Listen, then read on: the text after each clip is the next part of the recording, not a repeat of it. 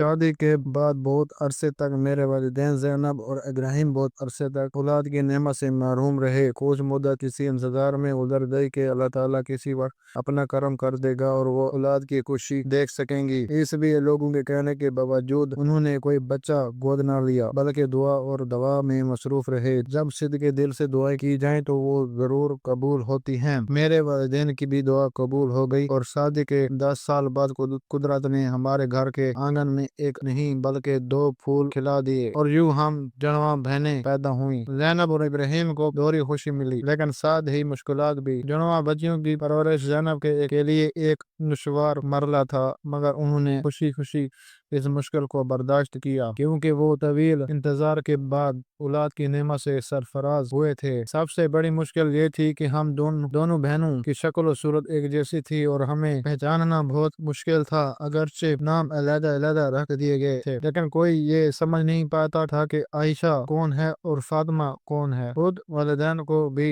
हमारी पहचान में दुश्वारी होती। इस मसले के हल के लिए जैनब ने एक बच्चे के बाल रख दिए और दूसरी का सर मुड़वा दिया, मगर ये भी एक आर्जी हल था। जब हम बड़ी होने लगी तो जैनब ने और निशानियां रखी। आखिरकार एक पायदार हल ये निकाला गया कि मेरे बाजू पर मेरा नाम आयशा और बहन के बाजू पर फातिमा को दबा दिया गया। अब जब भी कोई मुगालता होता, जैनब और इब्राहिम हमारे बाजू देकर शनाख्त कर लेते। वक्त गुजरता गया और हम दोनों बड़ी हो गई। हमारे बाद सिर्फ एक भाई पैदा हुआ और माँ के लिए गुलशन के ये 3 फूल बहुत थे। वो हमें पाकर इतनी खुश थी जैसे इन्हें दुनिया जहान की तमाम खुशियां मिल गई हों। जैनब ने हमें मैट्रिक तक तालीम दिलवाई, फिर सिलाई कढ़ाई और खाने पकाने की कोर्स करवाए, ताकि हम जिस घर जाएं वहाँ किसी को तकलीफ न हो बल्कि दूसरों के लिए बाइस रहमत बनी। हमने वालिदैन के घर एक अच्छी और पुरसुकून जिंदगी गुजारी थी। आइंदा की फिक्र भी नहीं थी, मगर अगर किसी को हमारी फिक्र थी तो वो जैनब थी। वो हमेशा हमारे अच्छे नसीब के लिए दुआ करती थी और कहती थी कि बेटियां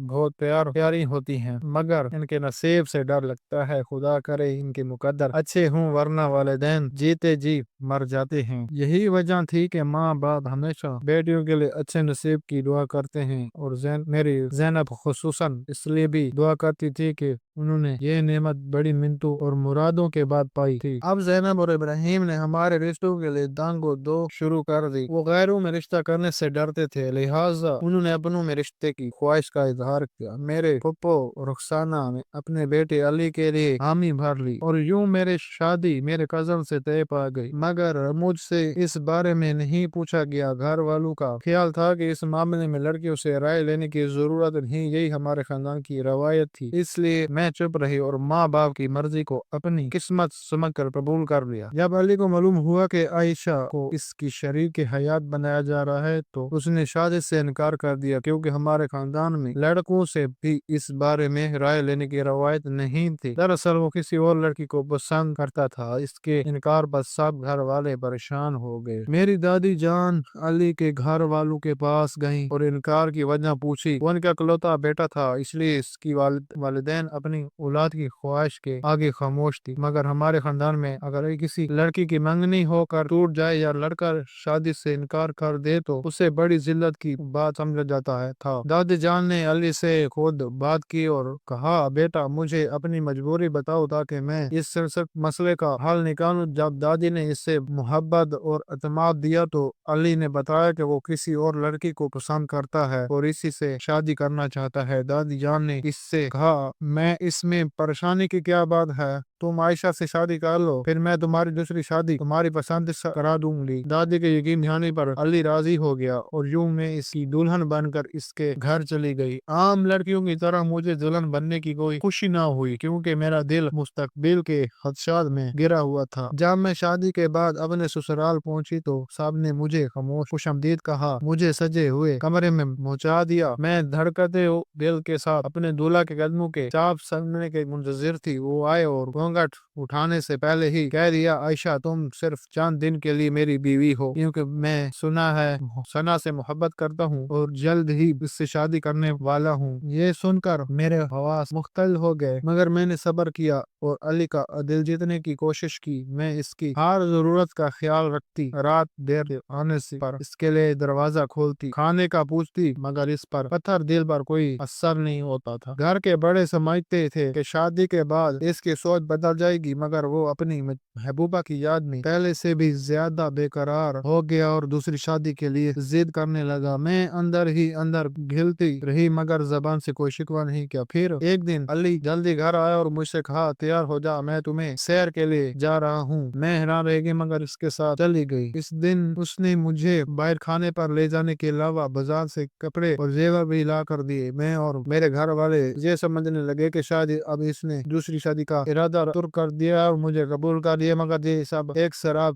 ثابت ہوا۔ بالآخر علی نے ثنا سے شادی کر لی اور اسے گھر لے آیا۔ اس نے مجھے اور میری بیٹی کو ایک طرف کر دیا اور ساری توجہ اپنی نئی بیوی پر مرکوز کر دی۔ میرا دل خون کے آنسو روتا تھا مگر میں مجبور تھی۔ میری ساس نے مجھے صبر کی تلقین کی مگر میں خود کو بے بس محسوس کر رہی تھی۔ وقت گزرتا گیا اور پھر ایک دن سنا اپنے دوسرے بچے کی پیدائش کے دوران دنیا سے رخصت ہو گئی۔ علی پر غم کا پہاڑ ٹوٹ پڑا اور میں نے اس کے بچوں کو ماں جیسا پیار دیا۔ وقت کے ساتھ ساتھ علی نے میری قدر کرنا شروع کر دی اور اب مجھے ثنا کہہ کر بلانے لگا، مگر میں برا نہیں مانتی تھی کیونکہ وہ اب مجھے عزت دینے لگا تھا۔ میری زندگی میں سکون آ گیا تھا مگر میری بہن کی قسمت مجھ سے بھی زیادہ خراب نکلی۔ اس کی صورت ہی نہیں بلکہ قسمت بھی بہو مجھ سے ملتی جلتی ہے۔ لگتا ہے کاتب تقدیر نے قسمت لکھتے وقت ہم دونوں کی تقدیر کو ہی ایک ہی قلم سے لکھ دیا تھا۔ جب اس کے بارے میں بتاؤں گی تو آپ حیران ہوں گے۔ جس لڑکے سے فاطمہ کی شادی کی جا رہی تھی وہ بھی ہمارا رشتہ دار اور کسی اور لڑکی کو پسند کرتا تھا، وہ بھی والدین کا پروتا تھا۔ اس کا نام بلال تھا۔ وہ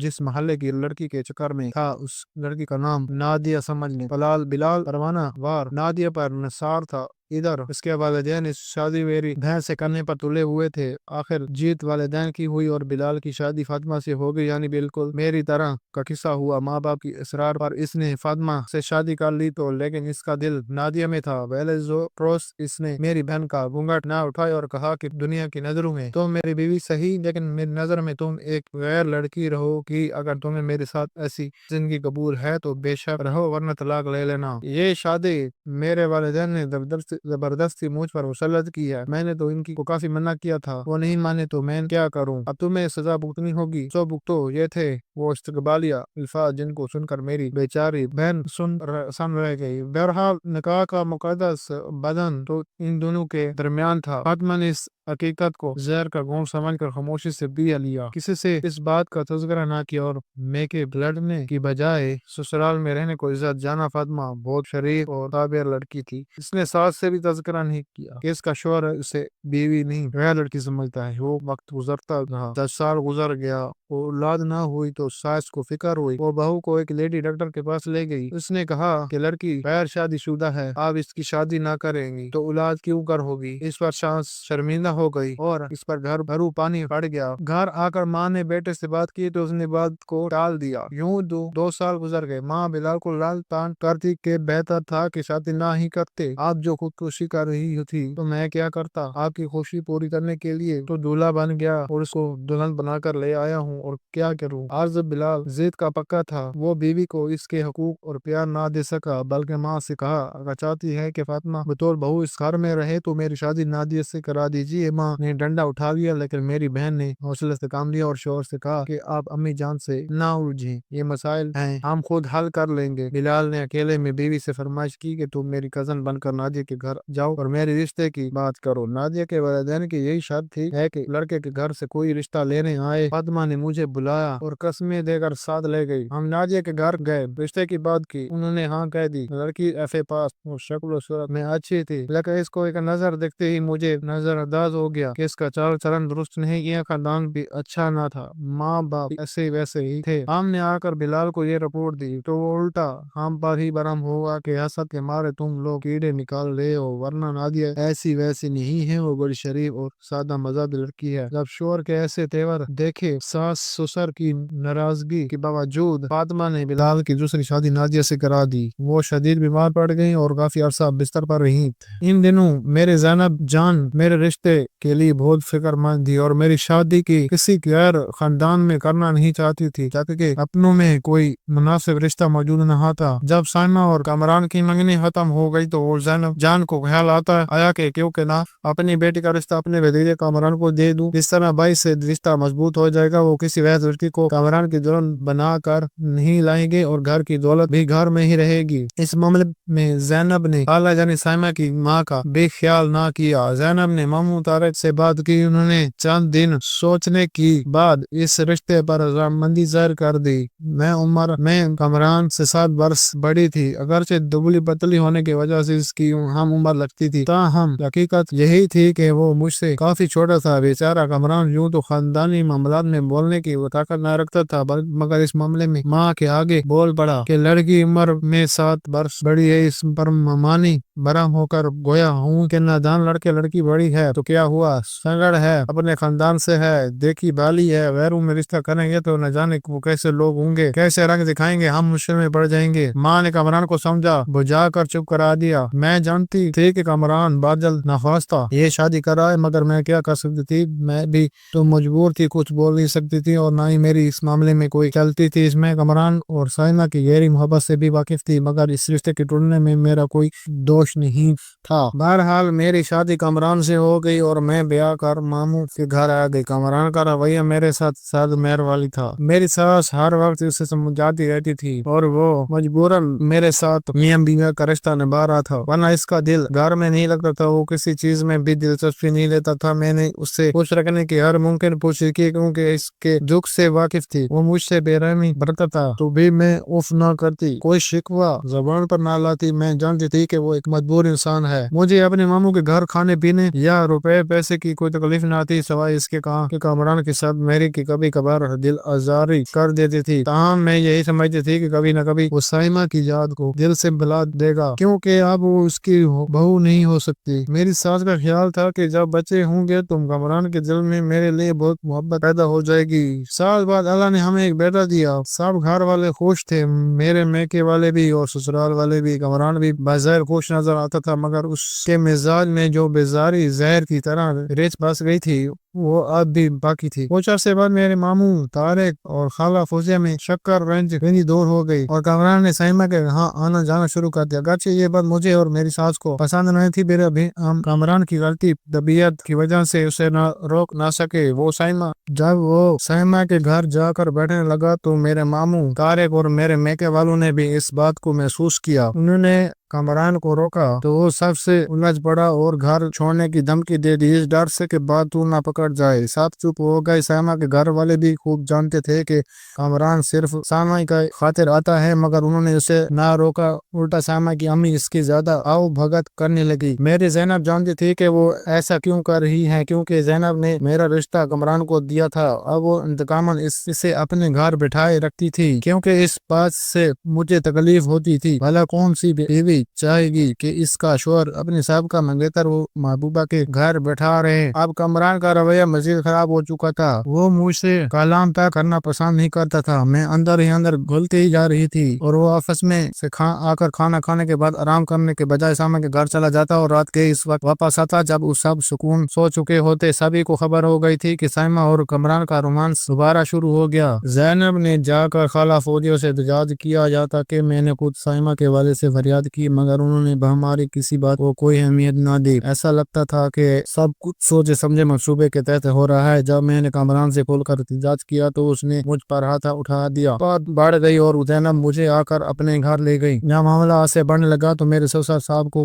मुदाखलत करना पड़ी। उन्होंने मेरे खालू तारिक से कहा कि ये मामला अब यहीं खत्म होना चाहिए। कमरान की शादी हो चुकी है और किस्मत का यही फैसला था, हम इस फैसले को बदल नहीं सकते, लिहाजा आप साइमा और कमरान को रोकें। इस पर खालू तारिक ने जवाब दिया था कि आप अपने बेटे को खुद रोक लीजिए, हम इसे अपने घर आने से कैसे मना कर सकते हैं। ظاہر ہے کامران کسی کی سننے والا نہ تھا، ہم اس سے روکتے بھی تو وہ نہ رکتا، اور یہ بات بڑے خالو جانتے تھے، گویا وہ اب ہماری بے بسی اس کا تماشا دیکھنا چاہتے تھے۔ جب خاندان والوں نے حالات کو ہاتھ سے زیادہ بگڑتے دیکھے تو کچھ بزرگوں نے مداخلت کی۔ اس پر خالو طارق نے فیصلہ کیا کہ وہ نقل مکانی کر جائیں گے، لہٰذا وہ لاہور چلے گئے۔ نہ پڑوس میں گھر ہوگا نہ ہی یہ مسئلہ کھڑا ہوگا، وہ گھر تو گیا، پورا شہر ہی چھوڑ گئے۔ ہم سب نے شکر ادا کیا کہ خالو طارق ہم سب کی خاطر نقل مکانی کر کے بہت بڑی قربانی کی، ورنہ کامران باز آنے والوں میں اس سے نہ تھا۔ سائمہ کے گھر والوں کے لاہور منتقل ہونے کے بعد کچھ عرصے تک میرا شوہر سخت مضطرب اور پریشان رہا، پھر اچانک ایک دن وہ گھر سے غائب ہو گیا۔ ایسا غائب ہوا کہ پورے 15 دن کوئی خبر نہ ملی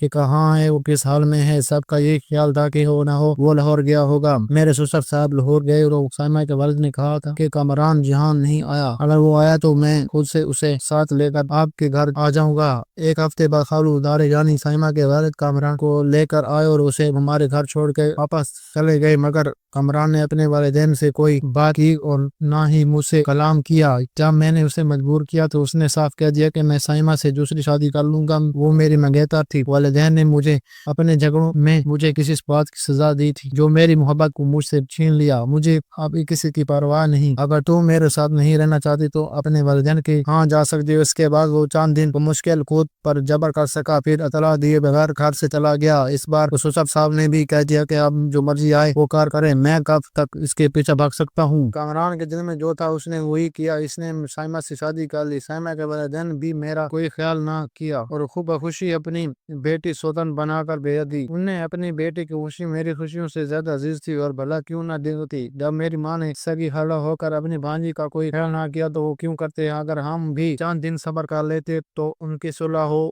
جاتی۔ زینب نے بھی مجھے تو میرا نصیب جگانے میں جلد بازی کا مظاہرہ کیا تھا، ایسی جلد بازی کے نصیب کے در کھلنے کے بجائے بند ہو گئے۔ کامران نے دوسری شادی کے 6 ماہ بعد مجھے طلاق بھجوا دی تاکہ میں اپنی نئی زندگی کو شروع کرنے کے لیے آزاد ہو جاؤں، مگر میں آزاد ہو کر بھی آزاد نہ ہو سکی اور دوسری شادی نہ کر سکی۔ اپنے بیٹے کی خاطر میں نے 12 برس گزار دیے۔ کامران سائمہ کے ساتھ بہت خوش اور مطمئن زندگی گزار رہا ہے۔ اجڑی تو میں جو نہ ادھر کی نہ ادھر رہی نہ ادھر کی رہی۔ شاید اس کی وجہ سے سائمہ سے کامران کی محبت کے علاوہ یہ بھی تھی کہ میرے اپنے خامد سے 7 برس بڑی تھی، اور لوگوں کا کہنا تھا کہ یہ بے جوڑ شادی تھی۔ پہلی رات بلال نے نادیہ کو بتایا تھا کہ فاطمہ میری کزن نہیں میری بیوی ہے، جس پر اس نے کہا تم فاطمہ کو طلاق دے دو۔ بلال نے کہا طلاق کا رواج ہمارے خاندان میں نہیں ہے، میں اس سے طلاق نہیں دوں گا، البتہ تم چاہو تو اللہ گھر میں رکھوں گا۔ بلال جس گھر میں رہتا تھا اس کے ساتھ والا گھر خالی تھا، یہ بھی ان کا ہی تھا، پہلے کرائے پر تھا۔ جب کرایہ داروں نے خالی کر دیا تو بلال نے گھر کو سجا کر نئی بیوی کو اس میں شفٹ کر دیا۔ اب میری بہن سر کے ساتھ ہی رہتی تھی اور بلال اپنی نئی بیوی کے ساتھ برابر والے گھر میں رہتا تھا۔ شروع میں یہ دونوں بہت خوش و خرم رہے، پھر کٹ پٹ رہنے لگے، کیونکہ روزانہ ہی نادیہ کے والدین کے علاوہ اس کے رشتہ دار اور کزن بھی گھر آنے لگے، جس پر بلال کو الجھن ہوتی تھی۔ تاہم وہ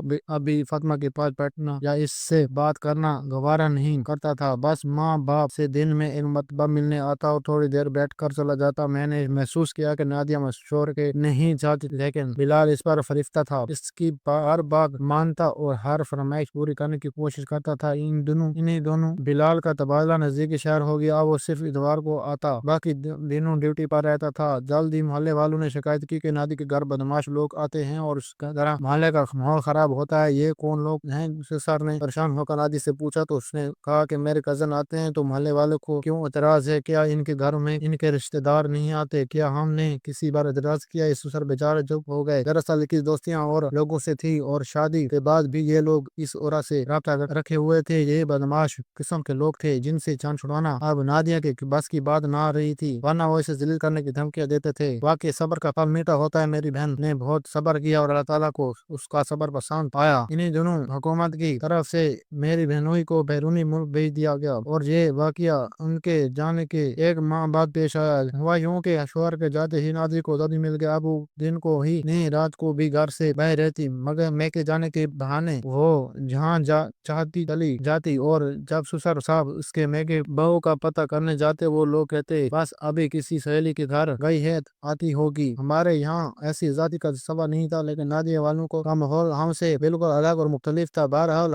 ساس سسر کو پتہ چل گیا کہ وہ اچھی عورت نہیں ہے۔ انہوں نے کہہ دیا کہ جب تک بلال نہیں آ جاتا تو انہوں نے ہماری اجازت کے بغیر کہیں نہیں جانا۔ نادیہ کے خدا جانے ایسی کیا مجبوری تھی کہ وہ باز نہ آئی، اس نے گھر میں ہی برائی شروع کر دی۔ اچانک ایک روز بلال بغیر اطلاع گھر آیا گیا تو گھر میں 3-4 نوجوان کے ساتھ بیوی نے محفل جمائی تھی اور دعوت دے رکھی تھی۔ بلال کے آنکھوں میں خون اتر آیا، اس نے فون کر کے اسی وقت پولیس کو بلا لیا اور بدماشوں کو ان کے حوالے کیا۔ بیوی کو بھی بہت مارا، بچی چھین لی اور بیوی کو طلاق دے کر اس کے میکے روانہ کر دیا۔ بچی کو لا کر میری بہن کی گود میں ڈالا کہ یہ تمہاری ذمہ داری ہے، اس سے تم ماں بن کر پالو گی۔ اس کے بعد بلال کو سمجھ آ گئی کہ اچھی عورت کیا ہوتی ہے اور بری عورت کیسی ہوتی ہے۔ اچھی عورت ہی بیوی بنانے کے لائق ہوتی ہے، اپنے بچوں کی ماں کے لیے عزت دار ہو اور صحیح اور نکاح ہونا چاہیے۔ اگر غلط عورت سے شادی ہو جائے تو نسل تباہ ہو جاتی ہے۔ فاطمہ نے صبر کیا، اب بلال اس سے پیار کرتا ہے بلکہ جان نثار کرتا ہے، اور جس پر وہ پہلے جان نثار کرتا تھا اسے اپنے کرتوتوں کی سزا اس طرح ملی کہ ایک دن سنا اسے کسی چاہنے والوں نے قتل کر دیا اور گرفتار ہو کر جیل چلا گیا۔ آج نادیہ کے ماں باپ بتاتے ہیں کہ ہم نے کیوں بیٹی کو ایسی رشتوں پر چلایا اور جس کا انجام دکھ اور رسوائی کے سوا کچھ نہ تھا۔ میں اور میری بہن خدا کا شکر ہے کچھ عرصہ دکھ سہنے کے بعد حقیقی خوشیوں بھری زندگی گزار ہیں، اور والدین کی دعائیں رنگ لے آئی ہیں کہ خدا میری بیٹیوں کے نصیب اچھے کرے، خدا اولاد دے تو اچھے نصیب بھی دے ورنہ